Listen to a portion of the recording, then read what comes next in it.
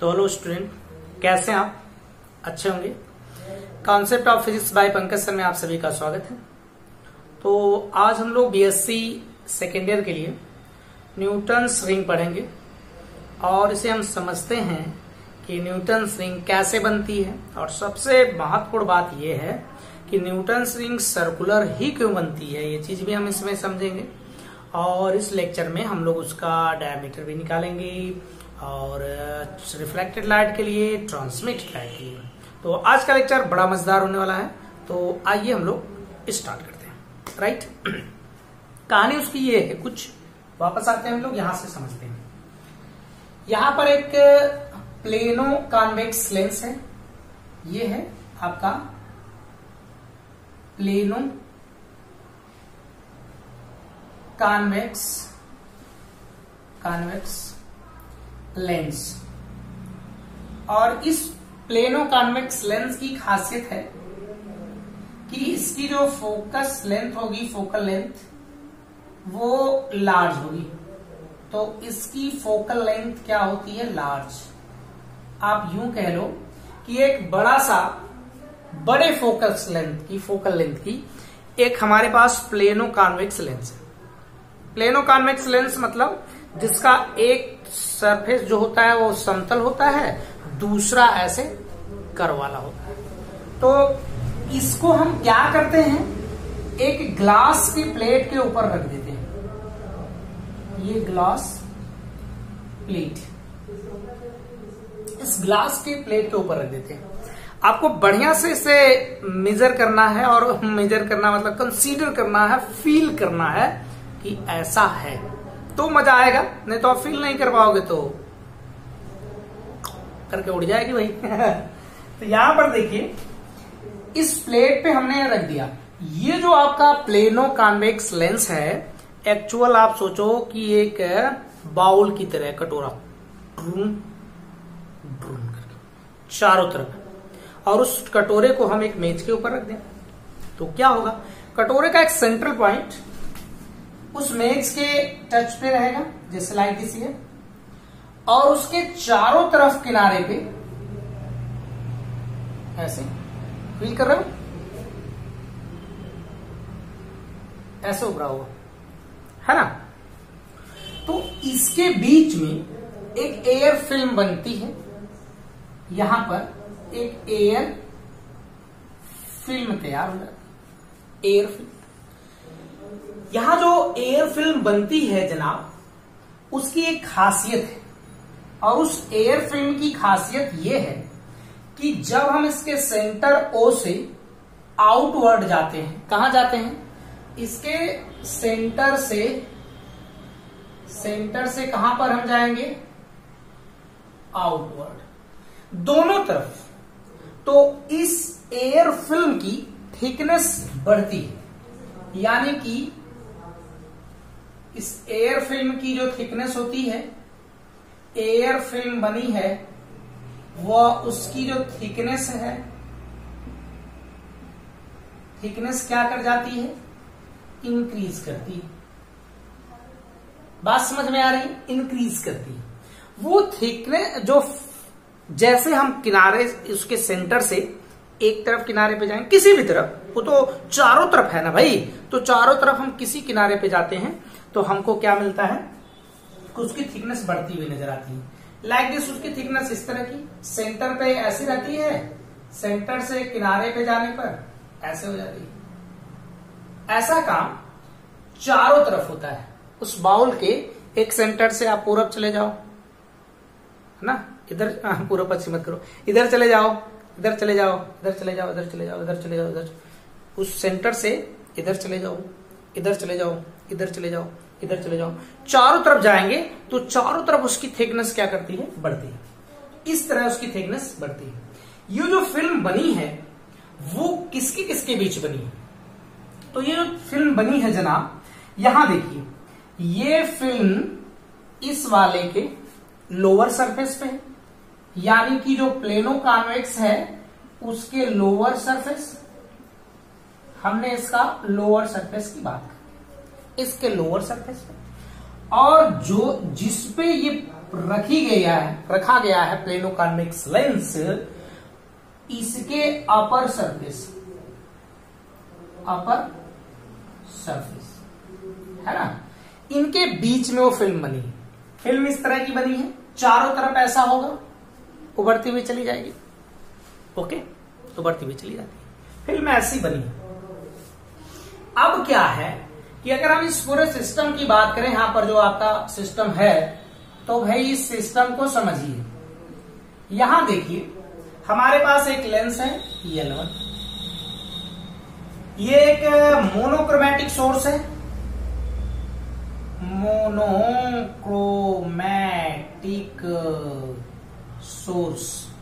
Monochromatic source में जिसमें single wave length और सिंगल फ्रीक्वेंसी। तो यहां से लाइट बीम चलती है, फिर वो कहां जाती है, लेंस पे फॉल करती, गिरती है। जब ये लेंस पे गिरती है तो लेंस उसे क्या करता है, लेंस उसको पैरेलल बनाता है। फिर जब ये पैरेलल पहुंचती है, पैरेलल बीम, तो इस ग्लास के पास पहुंचती है जो इस वाली एक्सेस के साथ 45 डिग्री एंगल पर क्या है, इंक्लाइन है। 45 डिग्री के एंगल पे इंक्लाइन है, इस पे जाके पड़ती है। तो इसका सम पार्ट रिफ्लेक्ट होता है। यहां देखिएगा इस वाले पॉइंट पे दिख रहा है, इस वाला पॉइंट, ये पॉइंट आपको दिख रहा है कि नहीं दिख रहा है? नहीं दिख रहा तो उसको आप ऐसे करके समझिए, थोड़ा सा और बेटर होगा। यहां देखिए हमने इसको इतना मोटा बना दिया, इतना मोटा क्या भैया, इतना मोटा, ये वही वाली कुछ करके आई, टर्न करके आ गई इस तरह से। यहां पर इसका एक पार्ट इस तरह का रिफ्लेक्ट हो गया, ऐसे चली गई नीचे की तरफ आ गई। इसका कुछ पार्ट ऐसे रिफ्रैक्ट हुआ, तो लाइक दिस, ऐसे रिफ्रैक्ट हुआ, यहां पर देखिए रिफ्रैक्ट हुआ। फिर बाद में ये आगे की तरफ इस तरह चली गई, ऐसे आगे पड़ गई। अच्छा, ये बात आपके समझ में थोड़ी मोड़ी आई। फिर क्या था इसमें, क्या था कहानी, ये जब यहां से रिफ्लेक्ट हुई तो ये क्या करती हैं, इस पे पड़ती हैं, और इस पे पड़ने के बाद क्या होता है कि जैसे इस पे पड़ती हैं तो फिर ये एंट्री कर सकती हैं। ऐसे आप कर सकते हो कि भाई यहां तक भी आ सकते हैं, ऐसे ऐसे करके ऐसे आगे। तो फिर जब ये वेव चलकर आती हैं, लाइट वेव यहां पर, फिर बीच में एयर फिल्म मिलती है, एयर फिल्म से उनका रिफ्लेक्शन होता है, और उस रिफ्लेक्शन के बाद यहाँ एयर फिल्म में बल्कि नहीं होता, उसमें एंट्री कर जाती है, फिर इस सरफेस से रिफ्लेक्ट होके फिर वापस मुड़ती है। जब वो वापस मुड़ते समय वो अपने में इंटरफेरेंस कर लेती हैं, यानी कि सुपरपोज करती हैं, और उस इंटरफेरेंस की घटना वहां पर आकर हो जाती है, और उस इंटरफेरेंस से हमें क्या मिलता है, डार्क और ब्राइट फ्रिंजें मिलती है। जैसे ये वाली वेव इसमें ऐसे आती, इस वाले ऐसे करके आती, तो इस तरह थोड़ा सा इधर बना दें, आती तो भैया ऐसा ही आती, फिर यहां पर थोड़ा सा ऐसे मालूम मुड़ गई, फिर यहां पड़ी, तो इसका सम पार्ट ऐसे परावर्तित हो गया, कुछ पार्ट इसका मुड़कर चला गया, कुछ पार्ट इसके अंदर ऐसे चला गया, फिर ये यहां से मुड़कर चला गया, है ना। तो इसके दो सरफेस से इसका क्या हो रहा है, परावर्तन हो रहा है, और फिर उसके बाद जब वहां पहुंचती हैं तो सुपरपोजिशन करके वहां पर इंटरफेरेंस आकर करती है, और हमको एक सर्कुलर फॉर्म में फ्रिंज मिलती है, राइट। तो हमको एक सर्कुलर फॉर्म में फ्रिंज क्या करती है, मिलती है। तो हमारी जो फ्रिंज होगी वो कैसी होगी, सर्कुलर होगी। ओके, अभी क्वेश्चन बनेगा क्यों सर्कुलर होगी, इस बात को हम लोग समझते हैं। और कैसी बनेगी, डार्क फिर ब्राइट, मतलब कि हमको डार्क और ब्राइट फ्रिंजें मिलेंगी, इस तरह का बनता है। अब ये बनता जो है वो कैसे हम समझेंगे कि इस तरह का फ्रिंज बनती है भाई, तो यहां पर देखिए ऐसे हम लोग समझ सकते हैं कि वो इसी तरह की फ्रिंज क्या करती है, बनती है। जीना पड़ेगा ऐसे, कितना गंदा कर दिया भाई ऐसे बनती है फ्रिंज। अब आपका ये क्वेश्चन हो सकता है जो यहां पर फ्रिंजे बन रही हैं वो क्यों सर्कुलर बनती हैं? Why Newton's ring are circular. क्यों न्यूटन्स रिंग क्या होती है? सर्कुलर होती है। मैं तो यहां पर आंसर 1 मिनट में लिख दूं कि भाई देखो ये आंसर है, कर लेना है। कैसे बनती, क्यों बनती है? लोकस ऑफ ए ऑफ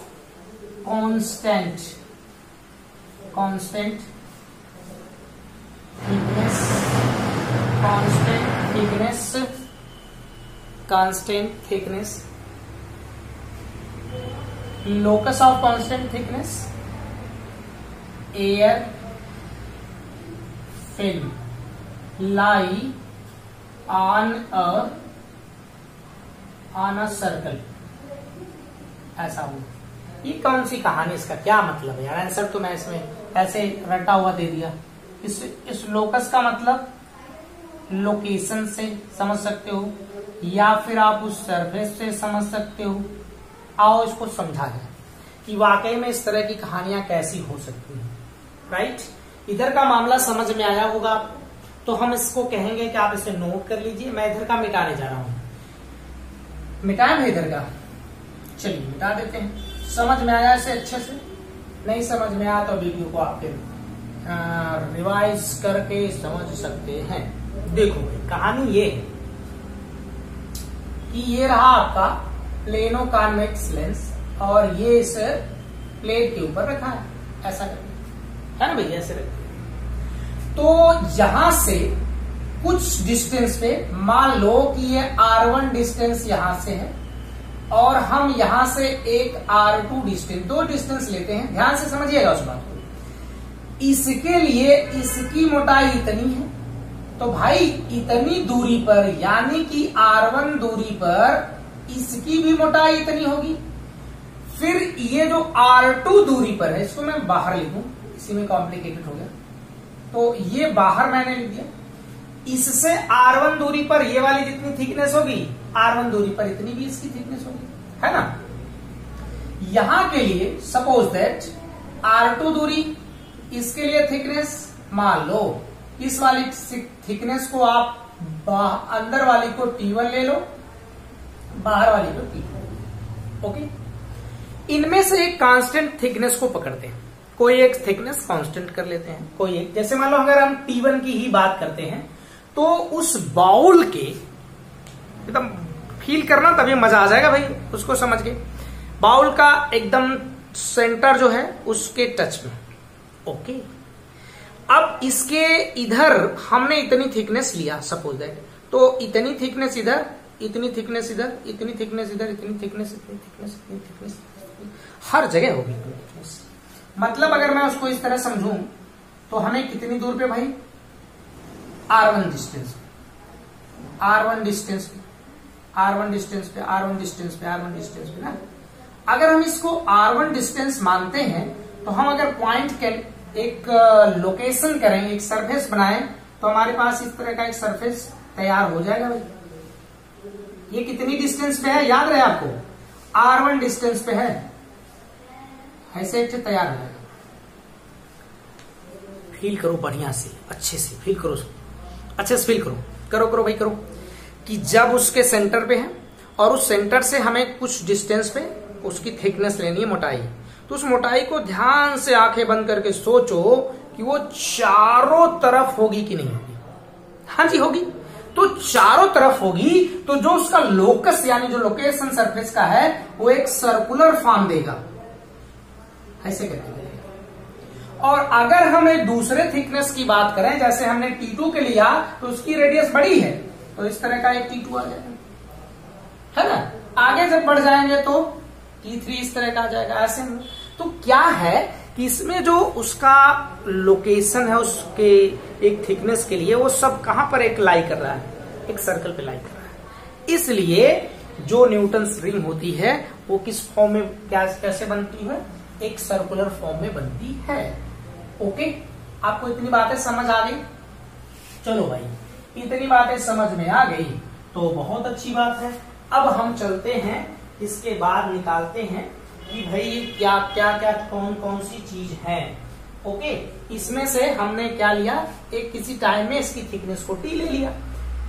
अब देखिए इस बात को समझते हैं, रिफ्लेक्शन से उसकी न्यूटन्स रिंग को हम कैसे समझेंगे। देखो क्या हाई लेंस है, प्लेनो कॉन्वेक्स, इसको अगर एक सर्कल पूरा किया जाए तो देखिए इसकी रेडियस एक आर हो जाएगी, इधर की भी रेडियस आर हो जाएगी कि नहीं।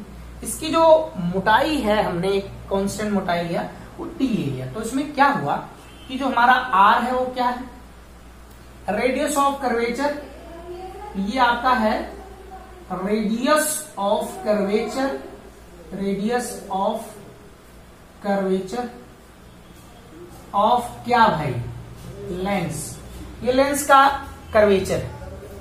टी जो है वो थिकनेस है, किसकी थिकनेस है जनाब, वो थिकनेस ऑफ एयर फिल्म है, थिकनेस ऑफ एयर फिल्म। और ओ क्या है, उसका सेंटर है। हमने आपको सेंटर से आगे जाते समय बताया है कि किसी भी तरफ जाओगे उस एयर फिल्म की थिकनेस क्या करती है, बढ़ती है। अब यहां पर हमें समझने की बात यह है कि इसका जो पाथ डिफरेंस होगा वो कितना होगा। तो इसके लिए भाई पाथ डिफरेंस,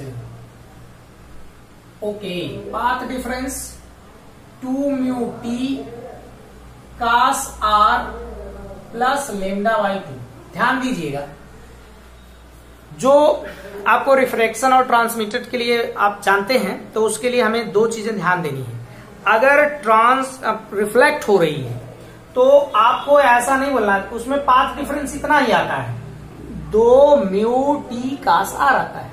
लेकिन जब रिफ्लेक्ट लाइट होती है तो ये वाला जो पाथ डिफरेंस मतलब आया था 2 म्यू टी कॉस आर, ये जो पाथ डिफरेंस है ये अपरेंट पाथ डिफरेंस होता है। तो उसके लिए हम लोग पाथ डिफरेंस क्या करते हैं, ऐसे समझते हैं कि लाइट अगर किसी प्लेन पे आती है और चली जाती है ना, तो वापस आके चली गई, तो उसके बीच में जो फेज डिफरेंस होता है वो पाई का होता है। फिर इस फेज डिफरेंस के साथ साथ हम लोग इसमें फेज डिफरेंस के साथ साथ हम लोग इसका क्या निकालते, पाथ डिफरेंस। तो इसका पाथ डिफरेंस जो आता है वो आता है लेमडा बाई 2। तो पाथ डिफरेंस इसका लेमडा बाई 2 करके आता है, ऐसे निकाल लोगे आप। अरे भाई फेज डिफरेंस निकाल लेते हैं ना, पाई करके phase difference equal to 2 pi by lambda into path difference, वहां से निकल जाएगा इसका। तो इसमें इतना आता है, तो ये नहीं होता बल्कि एपरेंट ये वाला होता है, इसका जो एक्चुअल होता है ये होता है, एपरेंट ये रहता है। लेकिन अगर कहीं पर ट्रांसमिटेड हो रही है लाइट, तब जनाब यही वाला काम करता है, उसके लिए फेज में चेंजिंग नहीं होती है। अगर लाइट एक मीडियम से दूसरे में चली जाती है, डायरेक्ट ट्रांसमिट हो रही है, बाहर निकल रही है, तो उस समय इसके फेज में कोई चेंजिंग नहीं होती है, जीरो होता है। इसका मतलब पाथ डिफरेंस भी उसके लिए जीरो। तो ये वाला जो पाथ डिफरेंस नहीं, यही वाला पाथ डिफरेंस काम कर जाता है, उसके लिए हमें अपरेंट वगैरह खोजने की जरूरत नहीं। बात समझ में आई थोड़ा बहुत? चलो इतना होता है इसमें। तो फिर इसमें क्या करेंगे आप, ब्राइट की अगर बात करें जनाब, यहां लिख दें फॉर ब्राइट फ्रिंजू, फ्रिंजू का होता है bright fringe, bright fringe, okay. Bright fringe के लिए क्या होगा भाई, इसका पाथ डिफरेंस को एक्स कर ले, एक्स। ये तो आपको लगेगा कि खाई है, खाई नहीं भाई, ये खाई है, खाई नहीं, खाई है, यक्स। तो इसके लिए 2n lambda by 2, it means यही है लेमडा बाई 2, ऐसा होता है। दोनों इक्वल कर लीजिए पाथ डिफरेंस। तो 2 mu t cos r plus lambda by 2 बराबर 2n लेमडा बाई 2। इसे उधर भेज दीजिए तो कितना आ जाएगा भाई, 2 म्यू टी कास आर बराबर 2n माइनस 1 लेमडा बाई 2। ऐसा देख लो, इसी तरह का। अच्छा, इसमें अगर हम बात करेंगे कि एयर था, तो भाई रिफ्रैक्टिव इंडेक्स की वैल्यू कितनी ली जाएगी? 1 ली जाएगी। रिफ्रैक्टिव इंडेक्स की वैल्यू कितनी ली जाएगी? 1। एक चीज और भी आप लिख लो, n बराबर 1 2 3 समथिंग है ना, ऐसा होगा। तो इसकी वैल्यू कितनी ली जाएगी बताइए सोचिए। अच्छा, और इसके बाद 1 ली जाएगी ना यार। जो r है इज वेरी स्मॉल है भाई, तो r अगर बहुत छोटा है तो cos r बराबर कितना? 1। इसकी वैल्यू बहुत छोटी है, 1 कर लो, 0 ले लो, इतनी छोटी होगी। तो यहां पर आएगा 2t, राइट, इधर का 2t बराबर उधर कितना आएगा? 2n minus 1 lambda by 2। इसे हम इक्वेशन नंबर 1 बनाते हैं और इसे याद रखेंगे। कहीं पर अभी लिख लेंगे इस इक्वेशन को, समझेंगे उसी इक्वेशन को। भाई यही है, आपको क्या करना है, ये वाला इक्वेशन बना रहे। अच्छा, तो इसमें भाई अगर हम फॉर डार्क की बात करेंगे कि डार्क की पोजीशन क्या होगी, डार्क फ्रिंज की बात की जाए तब x बराबर की तरह पाथ डिफरेंस वही रहेगा, लेकिन यहाँ पर x बराबर कितना इस वाले के लिए, तो इसमें कितना आता? 2n माइनस नहीं प्लस 1 और ये लेमडा बाई, ऐसा पाथ डिफरेंस होना चाहिए, तो हमें डार्क मिलता है। ये फेज डिफरेंस इस पाथ डिफरेंस ये इस पाथ डिफरेंस के इक्वल होगा, नहीं होगा? होगा भाई, बड़े आराम से होगा। तो कहा साहब दिख रहा है ना? हाँ दिख रहा है। इस लाइन के बाद नहीं दिखेगा सर, इस लाइन के बाद नहीं दिखेगा। अच्छा सर, इस लाइन के बाद आप यहां मत लिखिएगा सर, इसे मिटा दीजिए, मिटा दीजिए सर, इस लाइन के बाद आपको आगे लिखना है। तो इसको थोड़ा सॉल्व कर लीजिए, क्या होगी कहानी भाई? 2 म्यूटी कास r प्लस लेमडा बाई 2 बराबर, यहां पर आ जाएगा, इसको आप हल करोगे इधर चला जाएगा, तो यहां से लेमडा कट जाएगा, तो यहां n लेमडा ऐसा हो जाएगा। तो ये नहीं, इसको हम भेज दिए इधर, सॉरी, इसको आप इधर भेज के सॉल्व करेंगे तो इतना आ जाएगा। इसमें वही कहानी पूरी हुई। तो 2t बराबर n लेमडा, तो यहां से ये इक्वेशन नंबर आप क्या कर दीजिए, इक्वेशन नंबर 2 कर दीजिए। यहाँ एक इक्वेशन 1 और एक इक्वेशन 2 बना हुआ है, और इस इक्वेशन 1 और इक्वेशन 2 को हम इसी को आगे लेके चलेंगे। तो 1 मिनट आप देख लीजिए, इसको अच्छे से नोट कर लीजिए, फिर आगे बढ़ते हैं। इसे अब हम लोग कहीं नोट कर लेते हैं इस दोनों इक्वेशन को, आगे जरूरत पड़ेगी तो लगा देंगे इसको। तो मैं यहाँ लिख देती हूँ इस इक्वेशन को। चलिए इक्वेशन नंबर 1 आप यहाँ लिख लीजिए, 2t बराबर 2n माइनस 1 लेमडा बाई 2, और ये इक्वेशन नंबर, और एक 2t बराबर n लेमडा, इक्वेशन नंबर 2। अब इसे आप थोड़ा सा कुछ कोशिश करते हैं कि हम इसमें करने की। यहाँ पर हम इस वाले फिगर को देखें, अगर ध्यान से इसका हम लोग मेजर डिटर्मिनेशन करेंगे, इसका जो डायमीटर है, तो हम यहाँ पर इसके डायामीटर ऑफ ब्राइट फ्रिंज, हम उस ब्राइट फ्रिंज के डायामीटर के बारे में जानना चाहते हैं। तो ये कैसे निकलेगा इसका डायामीटर, तो हम इस फार्मूले को थोड़ा सहायता ले लेते हैं। यहाँ पर आप इसको n कर लीजिए, इस वाले पोर्शन को चलिए n कर लिए। तो यहाँ देखिए, एक हम लोग यूं समझ लो कि फार्मूले की तरह ही यूज करेंगे, n स्क्वायर, मतलब ये जितनी दूरी है उतनी ये है, ये दोनों बराबर हैं, तो इनकी डिस्टेंस ये वाली और इंटू ये वाली, तो pn स्क्वायर हो गया। ये किसके बराबर होगी, ये सोचने वाली बात है। तो यहां पर देखिए, इसके ON इंटू इसके साथ यहां से NE, तो यहां से NE के क्या हो जाएगी, बराबर हो जाएगी। तो PN इसके NE के क्या हो जाएगी, बराबर। तो इसमें देखिए, आपको अगर हमें ON की वैल्यू, तो यहां से देखिए निकल जाएगी ON की, यहां से T के बराबर है, और इसे क्या लिख सकते हैं, EN को क्या लिख सकते हैं, OE लिख सकते हैं, OE माइनस ON, तो हमने इसको ऐसे लिख दिया।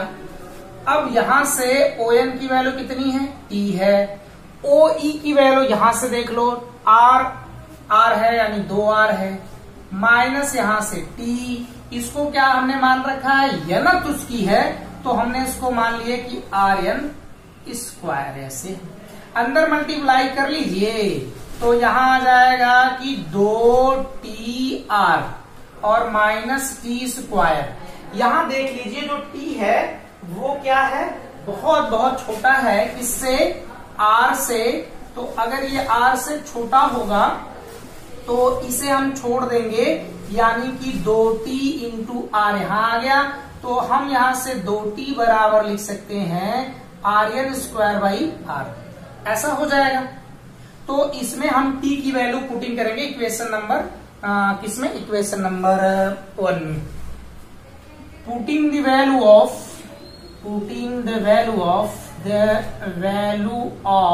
क्या भैया, पुटिंग द वैल्यू ऑफ किसका, 2t इन इक्वेशन 1। इक्वेशन 1 में पुट कर लीजिए वैल्यू, तो रखते हैं। तो यहां से r n square upon r is equal to 2n minus 1 lambda by 2, ऐसा आ जाएगा भाई, आ जाएगा इस तरह का। इसमें आर्यन स्क्वायर बराबर 2n माइनस 1 और यहां से लेमडा इंटू आर बाई 2, ऐसा हो जाएगा, ऐसा ही हो जाएगा। इधर का देख लीजिए, आपको मैं मिटाने जा रहा हूं इधर, चलिए इसे मिटा देते हैं, आप देख लीजिए एक बार अच्छे से। ओके ओके, चलिए जी ओके, देख लीजिए आप स्क्रीन को रोक के देख सकते हैं, समझ सकते हैं कि ऐसा हुआ है कि नहीं हुआ है। अच्छा, वहां से अगर हमें इसका dn जो है वो डायामीटर हो जाए कि हमको यनत डायामीटर है इसका, तो भाई डायामीटर और रेडियस में रिलेशन होता है कि उसका हाफ होती है रेडियस, तो वहां स्क्वायर करना है ना, तो dn square by 4 is equal to यहां से 2n minus lambda into r upon 2 से 2 कट गया, dn स्क्वायर बराबर 2n minus 1 lambda into are. अब इसमें से क्या होगा, कुछ नहीं होगा, इसको अंदर मल्टीप्लाई कर लो भाई, तो 2n माइनस, अच्छा भाई यहाँ से 2n था, यहाँ आते आते n बन गया भाई, इतना परिवर्तन सर जी क्यों कह रहे, ऐसा हो जाएगा शायद।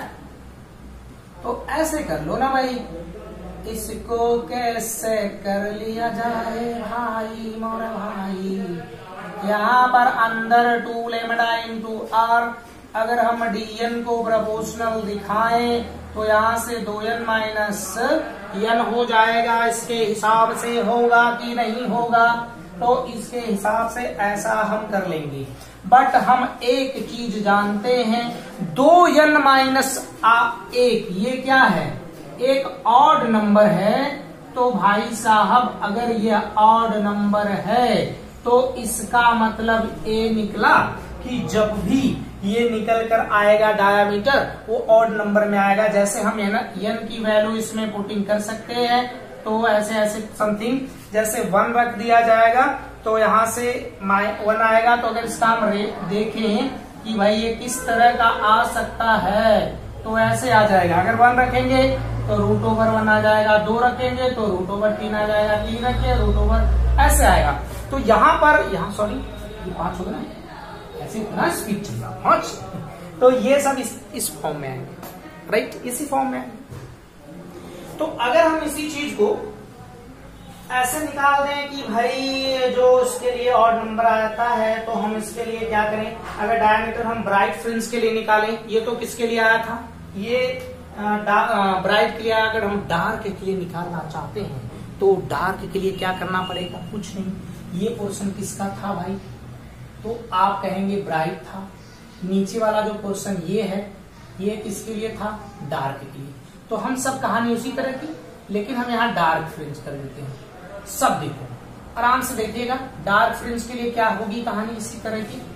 तो हम तो ये तो चीज जानते करते हैं, कितना, आर्यन स्क्वायर बराबर क्या था, आर्यन स्क्वायर बराबर था, बोलो आर्यन स्क्वायर बराबर, नहीं आर्यन स्क्वायर मत लिखिए, बल्कि लिखो 2t बराबर था आर्यन स्क्वायर बाई आर, ऐसा था ना। तो डार्क के लिए ये वाला पोर्शन मतलब इस मान को यहां रख देंगे, तो यन लेमडा बराबर r N square by r, तो इसमें क्या हो जाएगा आर एन स्क्वायर बराबर n lambda into r, right. यहां पर डायामीटर वाला फॉर्म लिखेंगे तो स्क्वायर यहां 4 हो जाएगा। समझ में आया कैसे? आप समझ लेना आराम से घर पे बैठ के। तो ये कितना 4 एन लेमडा इंटू आर ऐसा हो जाएगा रूट ओवर के अंदर, तो यहां से ये मिल जाएगा प्रोपोर्शनल टू यन। यन की वैल्यू 1 2 3 4 ऐसा रख देते हैं, यन इज इक्वल टू 1 2 3 4 5 6। तो आपको इसमें डायामीटर का जो इस तरह का मिलेगा कि किस फॉर्म में रहना चाहिए डायामीटर, तो रहेगा रूट ओवर में 1। कैसे?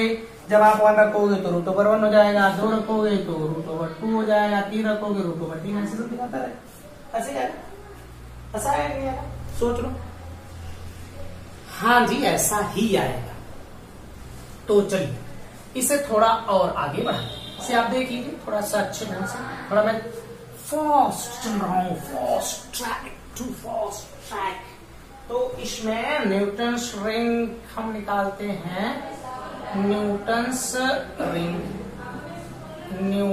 Ring by transmitted light, by transmitted light, right. तो इस ट्रांसमिटेड लाइट के लिए हम लोग कैसे निकालेंगे? तो यार पहले तो हम ये जान लें कि फार ब्राइट फ्रिंज के लिए क्या होता है। तो हम इसमें ब्राइट फ्रिंज के लिए दिखाते हैं, इसका जो path difference mu t cos 2 mu t cos r बराबर कितना भाई यन लैम्डा होता है। और इसके लिए अगर आप यही वाली वैल्यू पुरानी कहानी कि फार एयर के लिए करोगे तो म्यू की वैल्यू कितनी 1 हो जाएगी, और आर की वैल्यू बहुत छोटी है तो कास आर की वैल्यू 1 हो जाता है। तो यहां से 2t बराबर यन लैम्डा आ जाता है। ये कहानी तो इस तरह की होगी, राइट। इसके बाद दूसरी वाली कहानी, इसमें आप इसको रहने दीजिए, इसको थोड़ा सा और आगे भी बढ़ा सकते हैं। तो हमने यहां से 2t बराबर पढ़ा है r N square by r, तो इसमें आप रख दोगे तो क्या आएगा भाई? इसमें आएगा इस तरह का, देखो यहां से आर एन बराबर, आर एन नहीं इसको रखना ना भाई, इसको बराबर कर लीजिए, दोनों को बराबर करना, दोनों को बराबर करिए। तो यहां से आपको मिलेगा R N square by R बराबर यन लेमडा। तो यहां से आर एन बराबर n lambda into R root over के अंदर आ जाएगा, ऐसा हो जाएगा, है ना भाई? ऐसा होगा। ये हमारे लोग ट्रांसमिट लाइट के लिए बता रहे हैं और ब्राइट फ्रिंज की बात कर रहे हैं। तो इसमें अगर इसका डायमीटर लिखा जाए तो डी एन बाई 2 हो जाएगा, और अंडर रूट देख लो यन लेमडा इंटू आर, ये इधर जाके गुणा होगा, अंदर घुस जाएगा भाई कि चले हम अंदर चलते हैं। 4 यन लेमडा इंटू आर, यहां से डी एन किसके प्रोपोर्शनल हो जाएगा?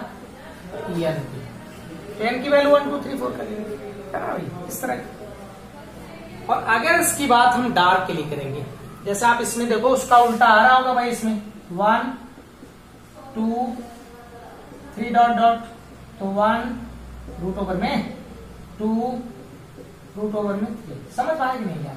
इस यन की वैल्यू 1 2 3 रखते जाओ, मिल जाएगा। उसमें क्या सोचना समझना है, इतना ज्यादा दिमाग नहीं लगाना प्लीज, ये बड़ी आसान सी चीज है। यहां से हम ब्राइट के डार्क के लिए कर लेते हैं।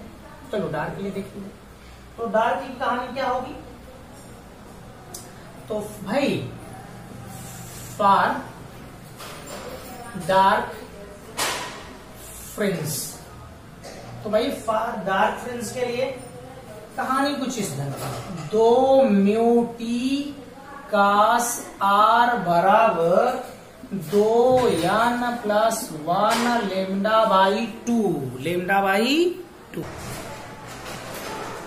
तो इसका भी उसी तरह का 1 2, तो यहां से 2 बच जाएगा, देखो 1 हो गया, 1 हो गया, तो यहां से 2 यन प्लस 1 लेमडा बाई 2, ऐसा है कि नहीं? और फिर उसके बाद माइनस में रहेगा, सो सॉरी यहाँ पर हमारे से मिस्टेक हुआ, प्लस में रहेगा, माइनस में रहेगा, ओके माइनस में रहेगा। तो यहां से 2t का मान वाला रख दीजिए, 2t बराबर कितना Rn स्क्वायर बाई आर, इसमें रखो तो Rn स्क्वायर बराबर यहां से हो जाएगा 2n minus 1 lambda R by 2। तो इसे आप सॉल्व करेंगे तो dn स्क्वायर बाई 4, तो यहां से इसको रख देंगे ना 2n minus 1 lambda R by 2, और यहां आपका क्या बचेगा, देखिए यहां हो जाएगा dn, अब ये इधर चला जाएगा तो इसमें आ जाएगा रूट ओवर में 2n माइनस 1 और यहां से लेमडा इंटू आर। सब कहानी वैसे उल्टे डायरेक्शन में आएगा, सब कहानी और कुछ नहीं है भाई।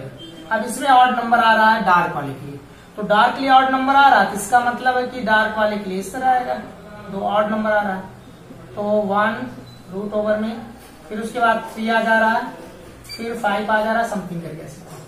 हमें को एक चीज सीखने को ये मिली है कि जब रिफ्लेक्ट लाइट होगी तो उसके लिए आप थोड़ा सा एक चीज ध्यान से देखिएगा।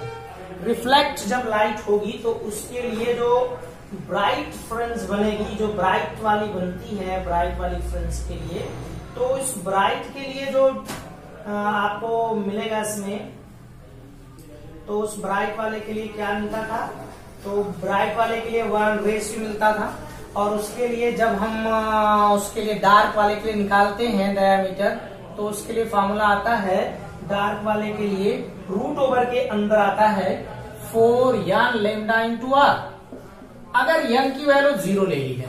समझिएगा थोड़ा सा क्वेश्चन, तो यहां पर कहानी कुछ इस ढंग की रहेगी कि जो इसमें बनेगा पोर्शन, जो चीज बनेगी वो क्या होगा, उसका जो सेंटर होगा वो कैसा रहेगा, सेंटर इसका डार्क रहेगा, इसका सेंटर कैसा रहेगा, डार्क रहेगा, है ना। लेकिन अगर ट्रांसमिट लाइट के लिए हम लोग बात करेंगे तो ट्रांसमिट लाइट के लिए हमारा जो डार्क पोर्शन आता है, ट्रांसमिट लाइट के लिए ब्राइट पोर्शन आता है, वो ब्राइट पोर्शन करके आता है, ये वाली जो चीज है उसके लिए वो ब्राइट पोर्शन आता है। तो इसका मतलब कि अगर ट्रांसमिटेड लाइट है, ट्रांसमिटेड लाइट है ना भाई, और ये किसके लिए था, रिफ्लेक्टेड लाइट। तो यहां पर 2 चीजें, एक ट्रांसमिटेड लाइट तो एक रिफ्लेक्टेड लाइट। अगर ट्रांसमिटेड लाइट है तो इसका मतलब ट्रांसमिटेड लाइट के लिए जो सेंटर होगा वो कैसा रहेगा, ब्राइट रहेगा।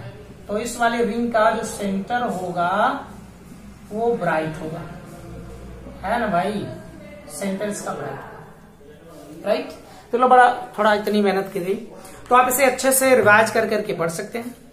अच्छा लगा वीडियो तो उसको लाइक शेयर कमेंट समथिंग करते रहिए। मेरा चैनल कॉन्सेप्ट ऑफ बात वही है, स्वागत करना है, तो इसलिए थैंक यू।